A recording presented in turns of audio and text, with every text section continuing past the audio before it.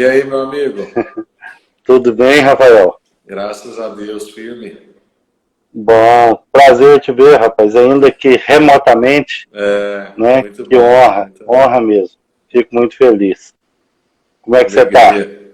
Tô bem, graças a Deus. Deu Coisa tudo boa. certo pra gente estar junto. Que bom. Você teve uma correria e um deslocamento, né? Foi. Mas deu certo, né? Deu Coisa certo, boa. graças a Deus. Para Muito quem bem. Os nossos amigos. para quem tá Pode entrando falar. aí, né?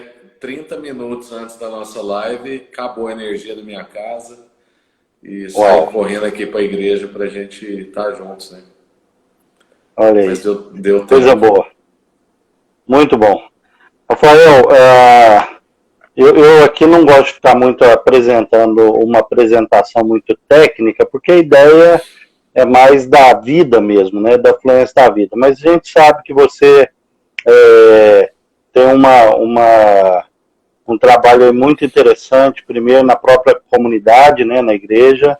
Você também desenvolveu aí o Ministério Mosaico, que tem uma pegada muito relacional. Eu não acompanho profundamente, mas eu sei, eu sempre estou Uhum, vendo alguma coisa ou outra, né?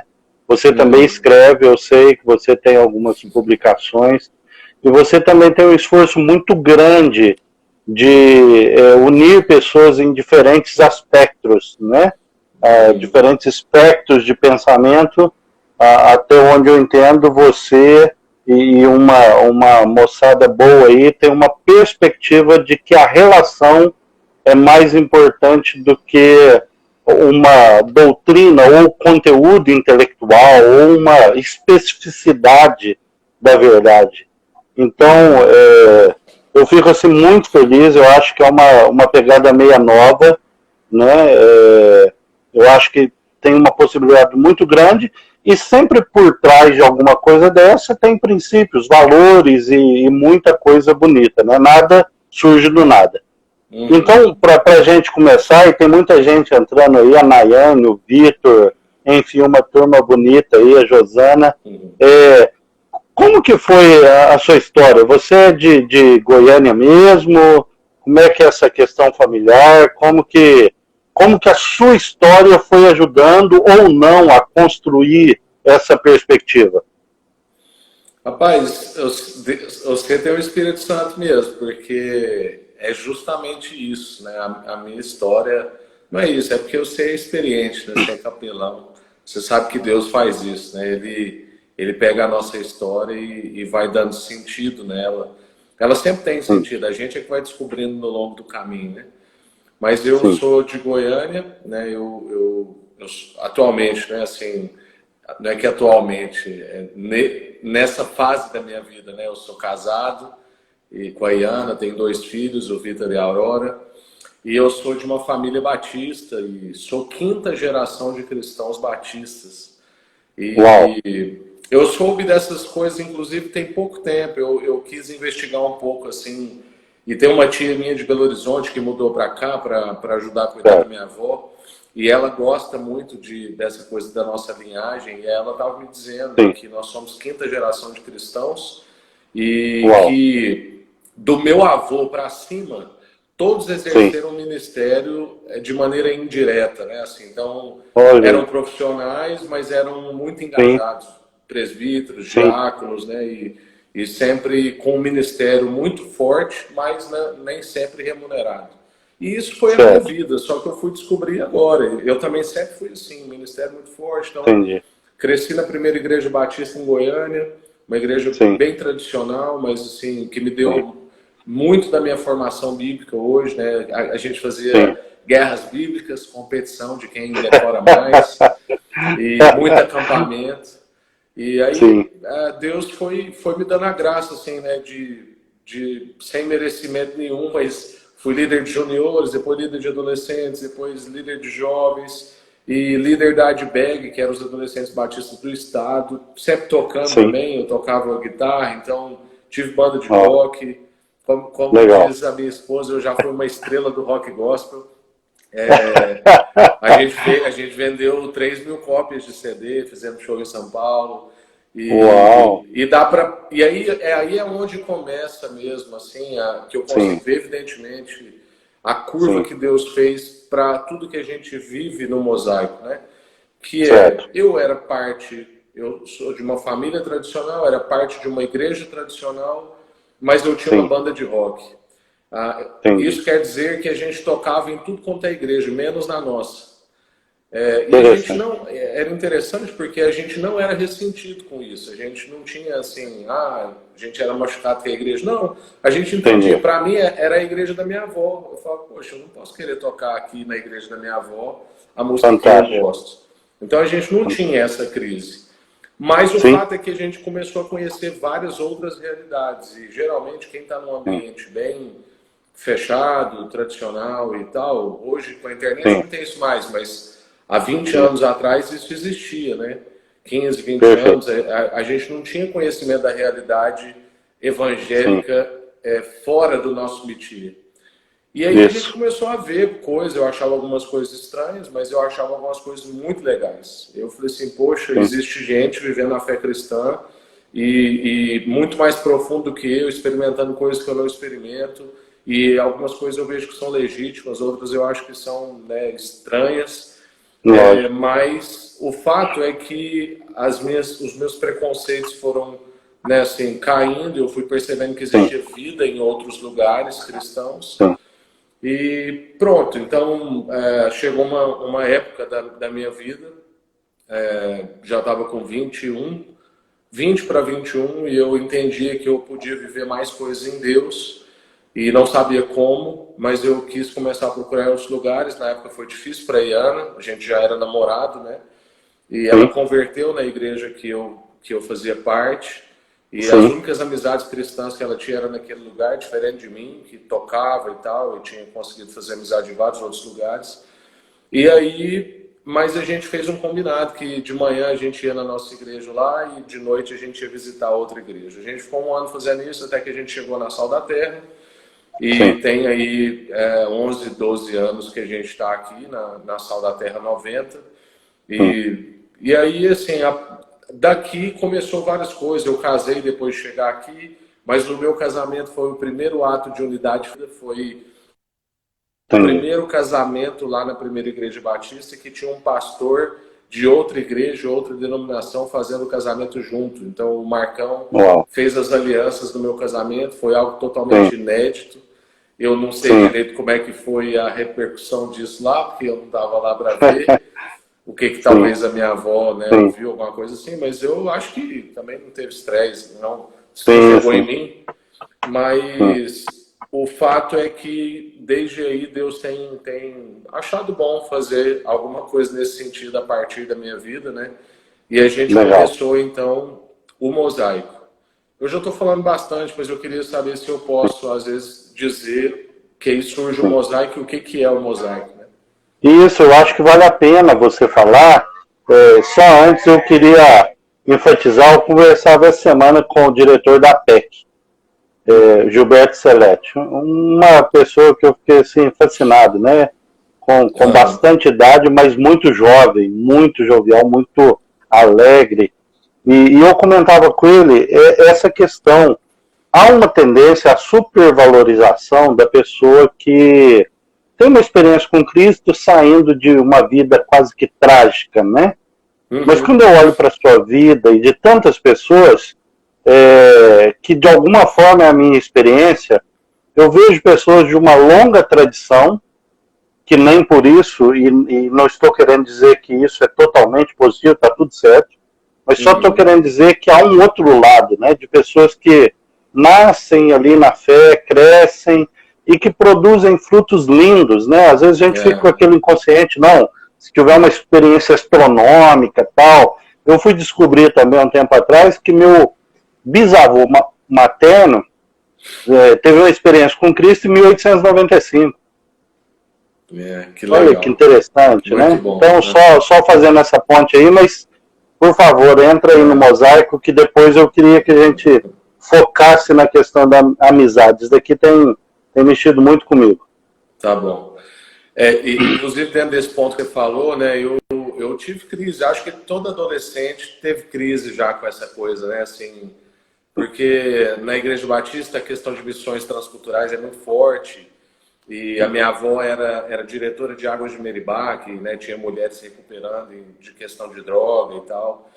Legal. E aí, assim, todo o testemunho que eu ouvi era assim, alguém levou um tiro, alguém era usuário de droga, a pessoa quase morreu num acidente. E a minha vida não tinha nada disso, né? Mas eu fui encontrando, assim, fui vendo que eu era tão mal quanto alguém que mexeu com droga, arma e etc. E a minha maldade era mais difícil de enxergar. Eu era como o filho mais velho da parábola do filho pródigo, né? Eu fui compreendendo isso e isso foi me dando, né, dimensão da graça, porque quando a gente nasce na igreja a gente tem essa dificuldade, a gente acha que para nós foi necessário menos do sangue de Jesus, né? Assim, para outras pessoas, né, precisou de um balde, para nós precisou de umas gotinhas. E graças a Deus eu fui entendendo isso e aí foi encontrando a minha vocação. Mas então, né, que eu disse, surge o mosaico nasce de algumas indignações, ele é fruto de indignação.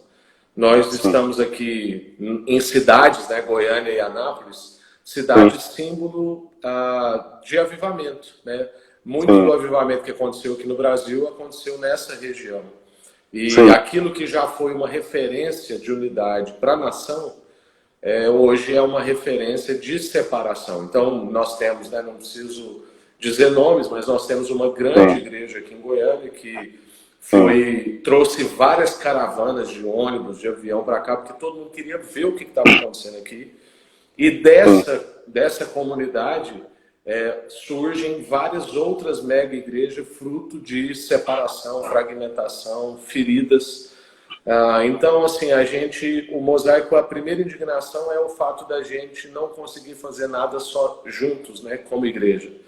Então, tem tanta igreja, tanto povo de Deus na nossa cidade, e a gente sabe de pastores, né, supostos pastores, que quando ficam sabendo que uma igreja está fazendo um evento numa data, ele vai lá e marca outro na mesma data, para que a ovelha de uma igreja não vá no evento da outra e não corra o risco de perder aquilo. Então isso indignava muito a gente, o fato da gente não conseguir fazer as coisas juntos, né? Outra coisa que indignava a gente era o fato da gente ver os nossos líderes, assim, aquele povo que nos inspirou a querer estudar Bíblia, teologia, caindo da fé. A gente tem clássicos na nossa nação, né, recentes, não tão longe assim, e pessoas que foram grandes referências, até hoje são referências, hoje infelizmente, mas numa época felizmente. E a gente percebeu que por trás das quedas, sejam morais ou de loucura, porque teve gente que só ficou doido teologicamente, né? A gente vai percebendo que antes dessa loucura ou dessa queda, tem um fator que é isolamento. Essas pessoas começaram a ficar tão longe na sua liderança que ninguém mais tinha autoridade para exortar, para confrontar. E isso colocou essas pessoas numa posição assim de não intimidade. E a gente sabe que a soberba precede a queda e que nós não fomos feitos para o isolamento, né? Isso deixa a gente muito vulnerável. E a terceira indignação é o fato da gente ver um gap geracional muito grande. Então, naquela época, os líderes que a gente tinha já era velho, isso eu estou falando de 6, 7 anos atrás, e a gente não tinha lideranças jovens como a gente tem hoje. Hoje até que a gente tem, mas quando o Mosaico começou, os líderes que a gente tinha eram os mesmos líderes há muito tempo. E eles começaram jovens, mas eles já estavam anciãos e ainda eram os líderes da nação, né? Então a gente estava percebendo um gap. Até no livro Igreja Sinfônica, que a gente escreveu junto, né, no meu capítulo eu falo sobre isso, porque um missionário nosso, o Flávio Guarata, ele fez relações internacionais em Londres, e ele participou da reunião da ONU, se não me engano, em 2015 ou 2016. E lá ele percebeu um fator que era: cada líder mais velho tinha um líder mais novo com ele, porque eles estavam preocupados com a transição de geração. E 3 palavras marcaram aquele encontro, que era transição, tradução e sustentabilidade. O que era a evidência disso? Era que, por não haver tradução, né, então não tinha um trabalho de traduzir uma linguagem, uma vocação, um empenho de um mais velho para um mais novo, e nem do mais novo para o mais velho, isso comprometia a transição. Não tendo tradução, não tendo transição, não tinha sustentabilidade.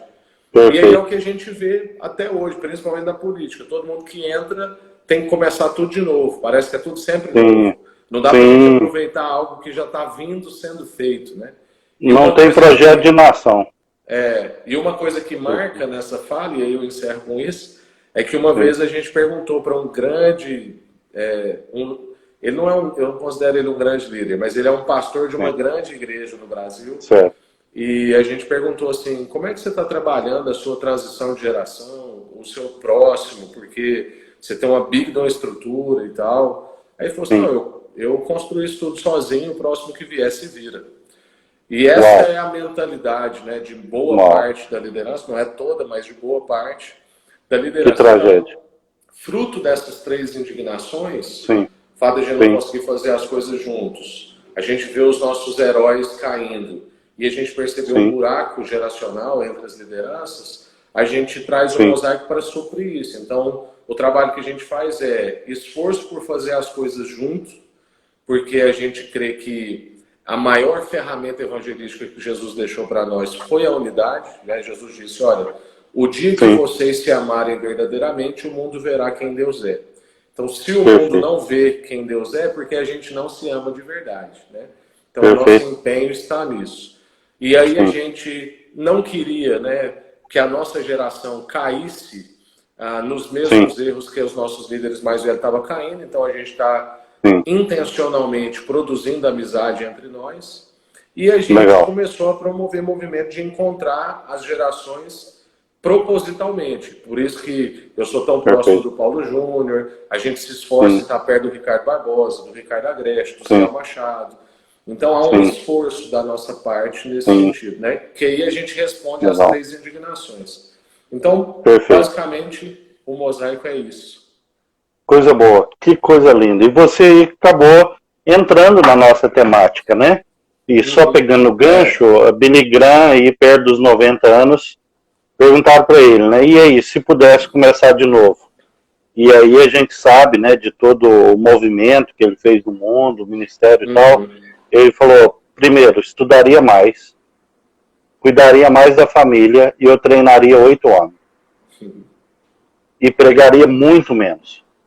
E parece que as pessoas têm dificuldade de ver isso, o Pijama. Eu acho assim, é quase que uma cegueira mesmo. E diz que o John Stott também foi na mesma linha, né? Aí você olha para Jesus, você percebe a mesma coisa, né? Não escreveu um livro, não assentou um tijolo, não iniciou uma escola dominical, né? O que ele fez? Cuidou de 12 homens e outra metade do tempo ele falou, enfim. E aí, Pijama, eu sei que você tem um cuidado, um carinho, talvez fruto até mesmo dessa sua experiência, seu ministério, com a questão da amizade, né? E aí eu não lembro se é Colin Brown ou qual que é o psicólogo americano que fala que dizem que Freud diz que a maioria das coisas, das nossas problemáticas, conversando resolve. Né? E eu pergunto para os alunos em sala de aula, gente, o que o pessoal fazia há 120, 130 anos atrás, quando não existia a psicologia como uma ciência? Que morria todo mundo doido? Como é que é? Como que você vê essa questão aí? Da amizade, saúde emocional, uma vida bonita, como que está essa inter-relação aí? Eliel, o que você falou, assim, por trás daquilo que às vezes as pessoas acham bonito, né, tem um tanto de princípios, valores. E foi interessante, assim, eu estava meditando vindo para cá, porque na sua chamada lá está o valor da amizade. Isso. E desde que essa pandemia começou, eu comecei a buscar a Deus sobre palavras que poderiam ser ênfases para mim durante esse tempo e que poderiam marcar o meu presente e o futuro desse momento. E eu entendo que essas palavras não estão marcando só a pandemia. Eu acho que elas dizem sobre o que as pessoas estão chamando de o novo normal, né? São 4 palavras e valor é uma dessas palavras. Eu tenho meditado muito sobre verdade, ritmo, valor e simplicidade. São essas 4 palavras. Verdade, porque eu acho que esse tempo, né, como um amplificador de tudo, das coisas boas e das coisas ruins. Um exemplo, né? Nós conseguimos fazer em 3 semanas arrecadações filantrópicas que o Brasil faz em um ano. Então, isso é um amplificador de coisas boas, né? Eu não sei se você sabia desse número, isso é bem forte. Não. Agora, um amplificador ruim é a gente ver índices de aumento de violência doméstica, a gente perceber casamentos acabando em países que já parou, né, a pandemia.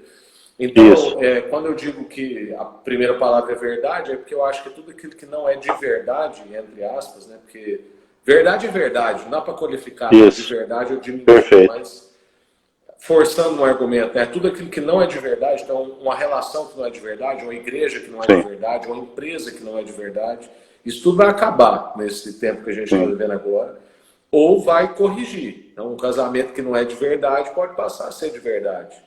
Amizades que não eram de verdade, era só a agitação do trabalho e não tinha profundidade nenhuma, e aí quando você tira o trabalho, o que fica dessa relação? Isso pode ser reformulado num novo modelo de relação, mas aquele modelo vai acabar. Então é um momento de verdade. Ritmo, porque eu acho que a gente está aprendendo finalmente o valor da pausa, de valorizar as estações, de ver a beleza de um inverno, de perceber que o nosso cerrado precisa da seca, né? Assim, a queimada ajuda a recuperar, tem pouca gente que sabe disso, né? E aí entra no valor, né? E quando eu digo sobre valor, eu estou dizendo sobre ressignificar coisas. Então, eu acho que esse momento está ensinando para nós que encontros, igrejas, famílias, coisas precisam ser ressignificadas, precisam ter o seu verdadeiro valor. Então, eu acho que agora, mais do que nunca, a gente está percebendo qual é o real valor de um abraço. Há quanto tempo a gente não sente falta de um abraço, de um encontro? Quantas pessoas menosprezavam o culto dominical, ia quando dava? Já estava sendo uma cultura nossa. Pessoas que congregam de 15 em 15 dias. Normal isso, para todo lado que eu perguntava, era isso. A fala minha dos meus amigos era assim, se todo mundo que congrega na nossa igreja resolver vir no mesmo domingo, não cabe. Porque está todo mundo fragmentado de 15 em 15 dias. Mas agora, a gente anseia pelo retorno, a gente quer a vida da igreja, a gente quer encontrar. Então, é um momento de valor e de simplicidade, porque eu acho que Deus está ajudando a gente a remover entulho, ver que a gente pode viver com menos, né? Mas voltando à questão do valor, eu só quis dizer que essas 4 palavras têm me acompanhado, me abençoado, né? Mas a questão da amizade tem o princípio criativo de Deus, né? Nós somos frutos de uma relação. O que a gente crê, que está lá em Gênesis, é que Deus, na relação de 3 pessoas, transbordou e gerou a gente. E quando ele diz que não é bom para o homem ser só, ele não está falando a respeito só do sexo oposto. Ele está falando que o homem não foi feito para o isolamento. A gente não sobrevive em isolamento. Então, a gente tem índices, por exemplo, que dizem de realidades, né? Por exemplo, Nova York, ali a região de Manhattan, já tem mais de 50% das pessoas que vivem solitariamente. A gente que mora sozinho, que sai pouco de casa.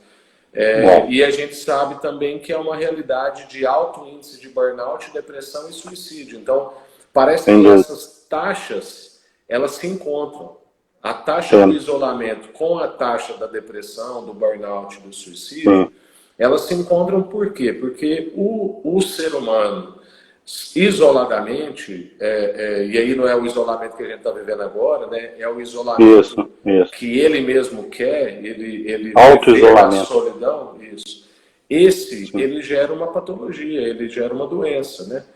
Então, por quê? Porque a gente não foi feito para isso. Nós fomos feitos para viver relacionalmente. E é por isso que a gente precisa da amizade, né? Então, a amizade, o valor da amizade surge porque Deus fez assim. E se a gente lutar contra a vontade de Deus, a gente vive uma vida doente, né? Então, acho que parte daí. Agora, existe também o que você está falando da história, né? Que entra um pouco na frase que eu disse do líder. Infelizmente, parece que a gente quer começar tudo de novo, ao invés da gente olhar para vidas como do Billy Graham, do John Stott, tantos homens que já disseram a mesma coisa, e a gente tem o apóstolo Paulo. Eu estava até pensando sobre isso antes da gente começar a live, né? Que Paulo sempre tem as cartas. Primeiro que há uma mudança de livro para carta na vida de Paulo. Então, Paulo é um cara que está ali na relação, cuidando da relação através das suas cartas. Se ele tivesse o nosso tempo, ele estaria fazendo lives, né? Mas ele estava mandando cartas. E todas as cartas de Paulo são encharcadas de relação. Então, nas introduções, geralmente está ele, fulano e fulano. Enviando para fulano, ciclano e Beltrano. Exatamente. Então, sempre regado de nomes, encharcado de relação. E nas suas últimas palavras, que é ali na segunda carta a Timóteo, ele já está no finalzinho do ministério, eu não lembro agora, mas eu acho que são 16 nomes, 16 ou 18 nomes, que ele cita ali no final, a partir do verso 9 do capítulo 4, ele vai falando sobre fulano, sobre ciclano, manda um abraço para não sei quem, fulano me abandonou, eu enviei tal, pede para trazer João Marcos para ele porque era importante, lembrando que João Marcos tinha sido fruto, né, de uma irritação. Paulo falou, não, pega esse menino quando eu trabalhar com ele, não. E a gente vê que no ciclo da maturidade de Paulo, então no final do ministério, ao invés de descartar pessoas, ele reconhece o valor de pessoas. E ao invés de falar das suas obras, da construção da igreja, de tudo que ele tinha estabelecido, ele fala de gente. Então, olha, é importante para mim ter o fulano comigo, traz o outro também, eu estou com saudade de não sei quem, tive que enviar forçadamente, por força da circunstância, um para cuidar de uma igreja ali, outro para cuidar de uma igreja aqui. Então, a gente percebe na vida dessas pessoas o valor da amizade, né? Então, eu acho que parte da saúde emocional de um irmão, não precisa ser líder, mas a gente tem visto aí um colapso, né, emocional na vida dos líderes. Então, parte da saúde emocional nossa é a gente ter relações bem estabelecidas. A gente tem isso na história de Moisés, a gente tem isso na história de Josué, a gente tem isso na história de Neemias, a gente tem isso na história de Davi. Então, a gente sempre tem ali boas relações marcando a história de pessoas nas Escrituras, né? Perfeito, perfeito. É muito interessante isso tudo que você está colocando, Rafael. E eu também ouvi você falando com alguém, eu acho que foi no CTPI, alguma coisa assim, e é um assunto que eu quero entrar, que é um lado que eu acho que as pessoas não entendem. Construir uma amizade não é algo fácil. É algo que demanda tempo, mas não ter a amizade é o caos. É o que você está falando. Muito mais alto, né? E eu acho que é o Pondé que estava falando semana passada, né? Que essa questão da relação. Ele falou, você precisa de 2 pessoas para nascer. E vai precisar de pelo menos 4 quando morrer. É isso aí. Então, cara, não tem jeito de fugir. Aí nisso eu lembrei do C.S. Lewis. E com certeza você já leu. Olha o que ele fala. Porque amizade, amor, relação, está tudo intrincado, né? Ele coloca, olha que fenomenal.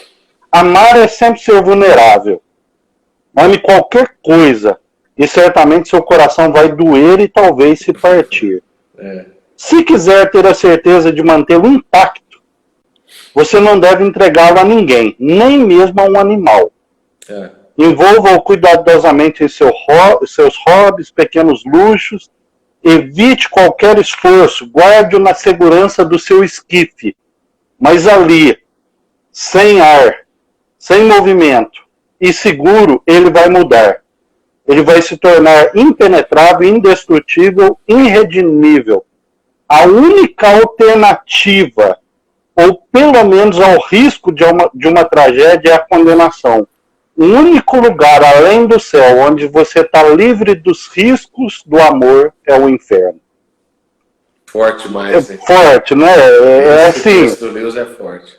É pesado. Tá bom, então eu queria que você mostrasse isso pra gente. O processo da construção da amizade não é uma Disney. Não. Por outro lado, sem ela, vira uma guerra. A gente sucumbe. Né? É isso mesmo. Assim, não é romântico, né? Assim, é um desafio para nós, Eliel, porque a gente vive numa cultura hipersensível, né? Assim, na verdade, o Paulo Júnior diria suscetível, né? Porque, na verdade, falta de sensibilidade e a gente está muito suscetível. O fato é que a gente vive numa cultura melindrosa e as pessoas não estão aguentando o confronto. Eu me lembro recentemente de uma reunião com líderes e tinha um empresário que eu particularmente admiro muito ele. Ele é um empresário muito bem sucedido, já foi capa da Exame. E ele estava dizendo, eu estava falando dessa coisa do milindre, da dificuldade que as pessoas estão tendo do confronto, né, e tal. E ele falou assim, Rafa, é exatamente isso. Eu faço hoje uma reunião na minha empresa, tem lá vários arquitetos e engenheiros da nova geração, as pessoas discordam, mas eles não falam nada na reunião. A hora que sai dali, eles mandam uma mensagem, mandam um Twitter, mas ali no olho a olho, eles não vão para o embate. É uma geração de gente melindrosa, covarde, e que acha que a relação vai ser romântica. Então, de fato, construir amizades exige de nós os frutos do amor que você acabou de falar. Então, e o amor pressupõe renúncia, pressupõe sacrifício. Então, realmente, se você não quer se sacrificar, não se torne amigo.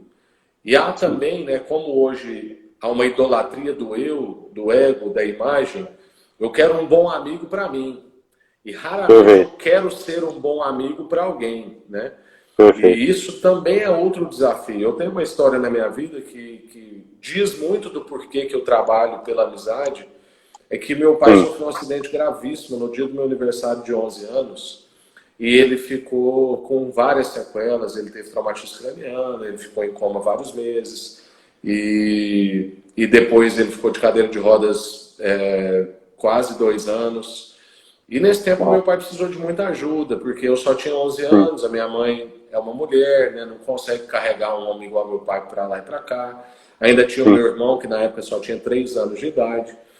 E nessa época, durante 1 ano e meio, 2 anos que meu pai ficou acamado na cadeira de rodas, tinham 2 amigos do meu pai que iam lá em casa todo dia às 7 da manhã para tirar o meu pai da cama, colocar na cadeira de banho, a gente dava banho nele e eles voltavam meu pai para a cama. Todo dia, sábado, domingo, feriado, férias, o que fosse.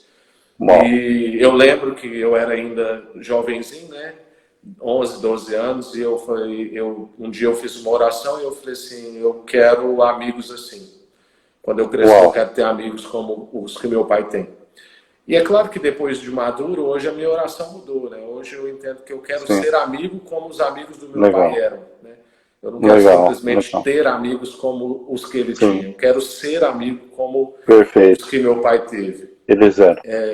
Então, assim, isso diz muito do porquê que eu me empenho, né, pela amizade. E aí tem toda a questão que Paulo narra ali em Coríntios 13, que para ser um bom amigo é necessário, né? Então, o amor não cobra para si, não arde em ciúmes, não desiste facilmente, né? Então, isso tem que envolver a nossa amizade. Jesus diz que não há maior amor do que esse, aquele que dá a vida em favor dos seus amigos.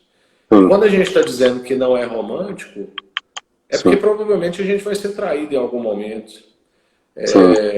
E principalmente nós que somos cristãos, via de regra a gente toma um fogo amigo, sabe assim, porque a gente está na guerra.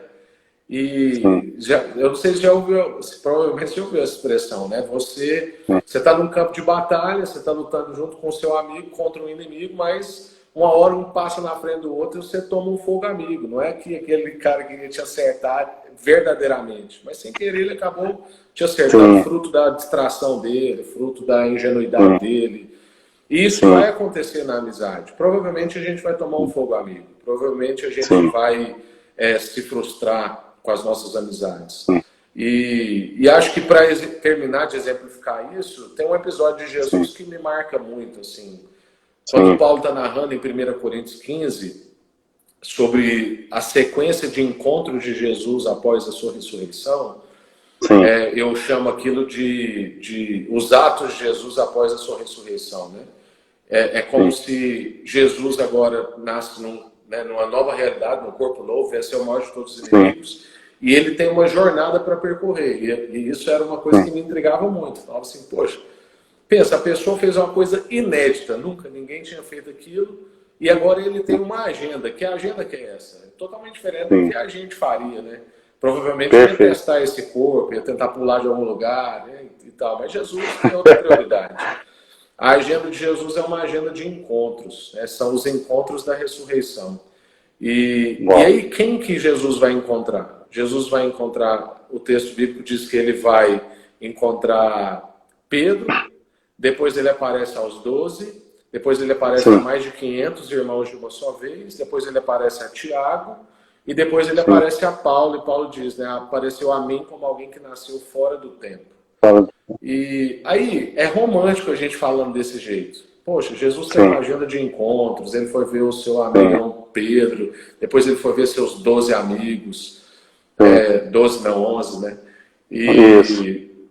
Mas a verdade é que se fosse narrado do jeito que é assim, Jesus ressurreto foi ao encontro do seu traidor, depois ele foi ao encontro de 11 omissos, depois ele apareceu a mais de 500 pessoas que não estavam nem aí para ele, depois ele apareceu a Tiago, que era irmão dele, e segundo os melhores comentaristas, dizem que Tiago só veio a crer que Jesus era o Messias depois da ressurreição de Jesus, nesse encontro. Interessante. E depois ele apareceu a Paulo, um homem que matava cristãos, né? Então, é uma agenda de encontros difícil.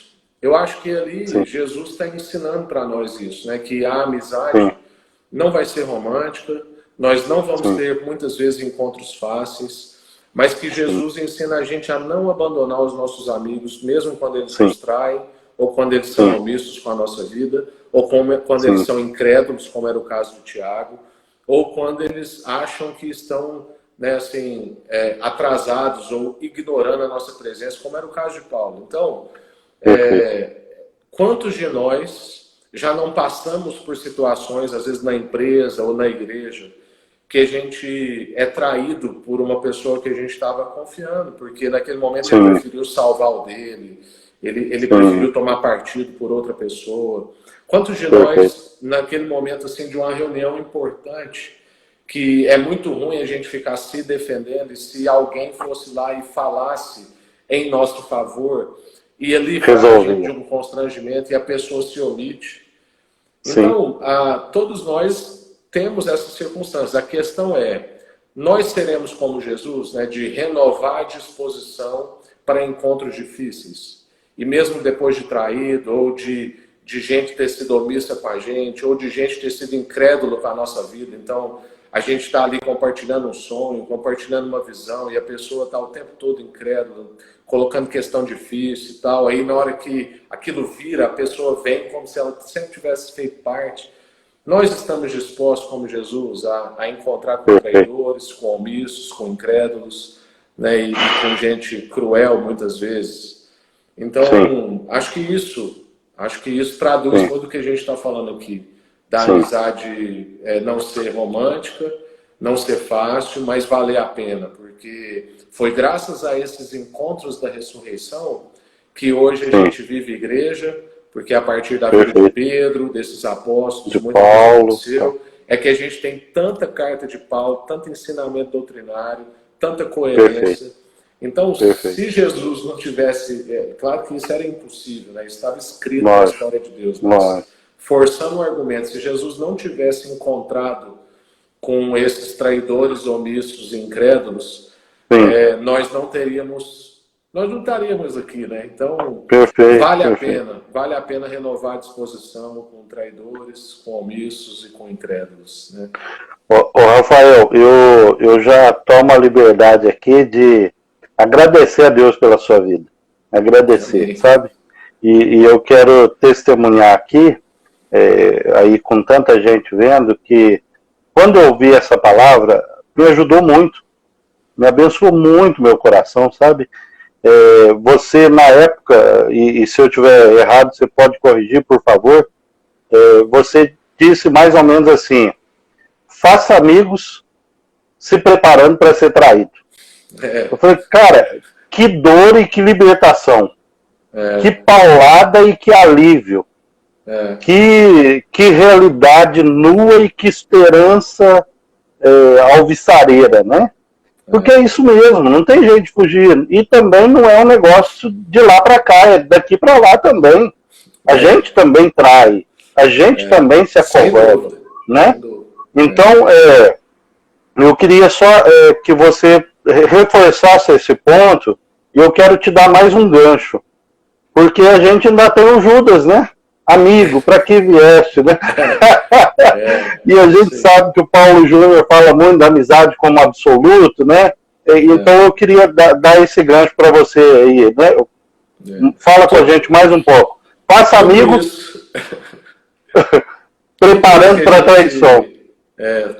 Tudo isso que a gente está falando é uma conta alta a ser paga, né? Assim, perfeito. Eu tremo para falar essas coisas, porque já fui traído algumas vezes, já traí, né? Eu já atingi com fogo amigo, né, algumas vezes. A gente faz isso com a esposa. Qualquer pessoa que estiver nos assistindo aqui, já fez isso. Assim, às vezes a gente põe a nossa esposa na fogueira para se livrar. Então a gente chega atrasado no lugar e a gente já chega falando assim, essa mulher fazendo escova e tal, e a gente não assume aquilo, a gente prefere jogar. E isso com filho, né? Porque filho, né? Se você... isso mesmo. A gente ama a esposa, a gente ama o filho, mas a gente vai jogando na conta deles, e isso é como se fosse um fogo amigo, né? Então é um tipo de traição, né? E muitas vezes, na maioria das vezes, a gente faz isso sem o cônjuge ficar sabendo, ou sem o filho ficar sabendo, né? Então, acho que esse exemplo de dentro de casa, né, vai dizer muito. Agora, essa coisa que o Paulo Júnior fala também é um desafio muito grande, né? A gente entender assim, que a amizade é esse valor absoluto e que se alguém tiver que negar, não vai ser eu, vai ser o outro. Então, eu mantenho, porque quando o Júnior está falando isso, é o que Jesus fez, né? Não é que o Júnior falou. É que Jesus que fez isso. Jesus, ele mantém um referencial de lugar. Então, assim, olha, quem está abandonando quem aqui é você. Eu não estou te abandonando, eu estou no lugar que você me deixou, né? Como se fosse isso.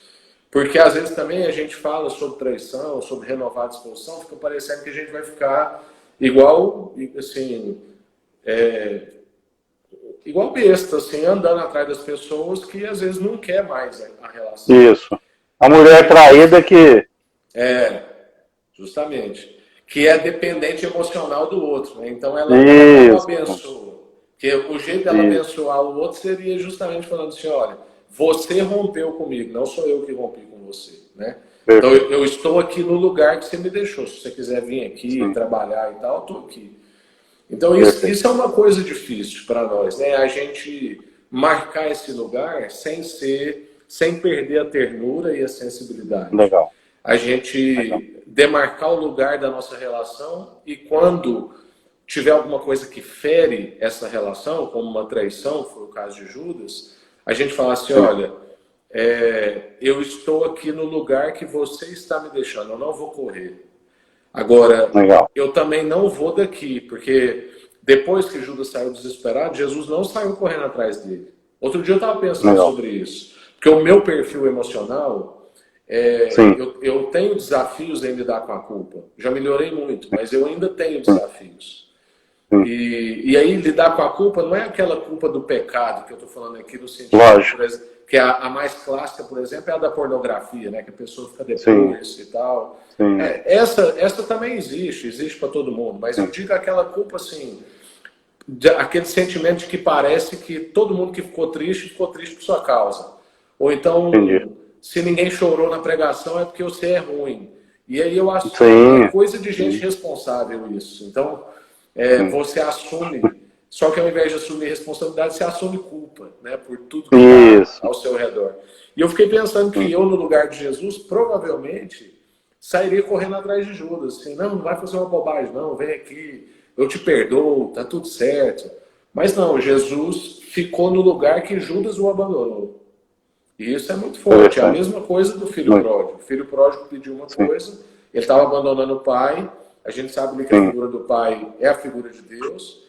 Então o pai fala assim, beleza. E aí ele não sai correndo atrás do filho dele. Agora, quando o filho dele volta, antes do filho dele chegar, ele vai ao encontro do filho.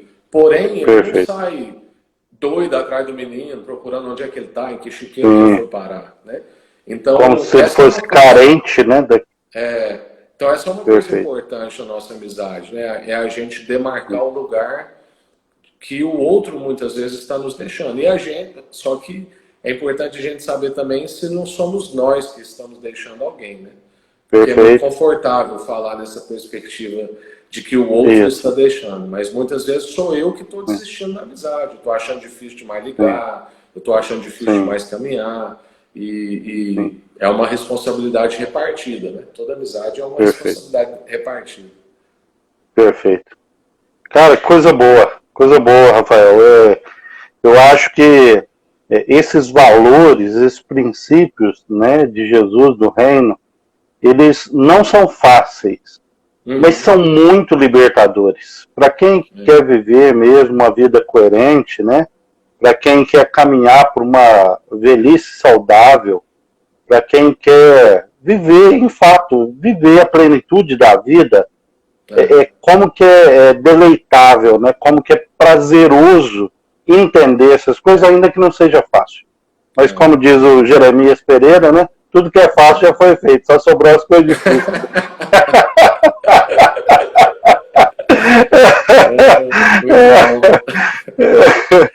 Rafael, rapaz, você acredita que já passou 1 hora? Meu Deus. Já passou 1 hora. Que coisa. Eu acho só assim, né, pra gente finalizar essa coisa que a gente falou aí da traição e tal, isso elimina de nós a coisa assim de ser surpreendido. Isso é outra coisa que o Paulo Júnior que me ensinou. Ele falou assim, Rafa, se nós somos maus, não é o outro que é mau, né? Se nós somos maus, e a gente crê na doutrina da depravação total, né? E se o mundo jaz no maligno, né, uma mente, um sistema que jaz no maligno, na verdade, a gente deveria se surpreender com o bem. Então, quando alguém acertasse com a gente devia assustar, falar assim, o fulano me deu um presente. Coisa boa. O fulano me honrou diante de um tanto de gente. Que coisa doida, isso não era para ter acontecido. Mas a gente é mimado, né? E aí a gente é surpreendido com o contrário. Isso faz a gente ser surpreendido sempre, porque sempre a gente vai ser frustrado. Então, quando a gente diz essa ênfase, né, assim, olha, prepare-se para ser traído e encontre em Deus disposição para renovar a sua fé e ir atrás de gente que trai, que é omisso, ou que é incrédulo, a gente está ajudando, né? A gente mesmo que está falando, a gente está se ajudando a não ser tão surpreendido assim com a traição, com o erro, porque isso está no pacote. O erro, o abandono, a frustração está no pacote. Na verdade, a surpresa é o bem, né? O mal é o esperado. Perfeito. Aprendi isso com o Robinson Crusoe. Né? Quando ele está lá na ilha perdido, começa a chegar as coisas. Normalmente a gente faz a pergunta, por que que não tem? A grande pergunta da vida é, e se não tivesse? Né? Se você quer ser motivado à gratidão, a grande pergunta é, e se não tiver? Né? Então, a gente está vivendo, quando a gente faz compra, chega em casa, tem que bater álcool nas coisas tudo e tal. E é interessante a gente perceber como mudou na nossa perspectiva lá em casa, eu e a minha esposa, o valor de uma compra de supermercado. Que antes a gente fazia no automático. Mas agora a gente dá graças a Deus. Todo dia de manhã, na nossa devocional, eu e a Iana, a gente agradece pela dispensa cheia, agradece pela saúde. Eu não lembro quando, antes dessa pandemia, eu agradecia pela saúde que eu tinha. Agora a gente agradece pela saúde, a gente agradece pelas compras, a gente agradece pela internet. Então, é essa pergunta que limpar a casa junto, que coisa boa. E se não tivesse, né? Justamente, não é? muito bom. Perfeito. Rafael, mais uma vez, cara, assim, a gente vai se conhecendo e cresce a admiração, o respeito, né, o amor. Amém. E eu, mais uma vez, fico assim, muito grato por esse tempo, pela disposição, pelo empenho que você teve, e a gente está aí para servir no que a gente puder. Então, fica as minhas palavras de gratidão, e aí você tem aí 2 minutos para falar o que você quiser. Tá com você. É isso mesmo, eu fiquei muito grato, assim, eu até falei com a minha esposa, falei, bem, é um privilégio sentar com o Eliel, não dá para não ter, né, porque estava sem energia lá em casa, para quem chegou depois, e ia ficar muito difícil, mas eu falei assim, poxa, eu não posso perder esse privilégio, é uma honra. E a gente também aqui te admira muito, né? Não é à toa que o Paulo Júnior estabeleceu um compromisso aí semanal com você. Sim. Então a gente admira, a gente é inspirado. Obrigado. E para mim, alegria. Obrigado. Eu me senti muito honrado com o seu convite, tá bom? E é uma coisa boa. Eu gosto demais. E com certeza vamos ouvi-lo mais, né?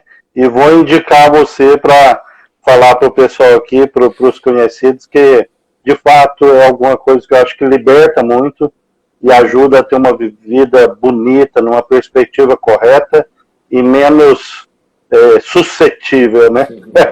Amém. É isso. Rafael, é verdade. Deus abençoe, meu amigo. Grande abraço, viu? Valeu mesmo. Abração. Tchau, gente que está aí assistindo. Deus abençoe. Valeu, gente. Muito obrigado. Obrigado a todos vocês que participaram. Valeu. Até mais.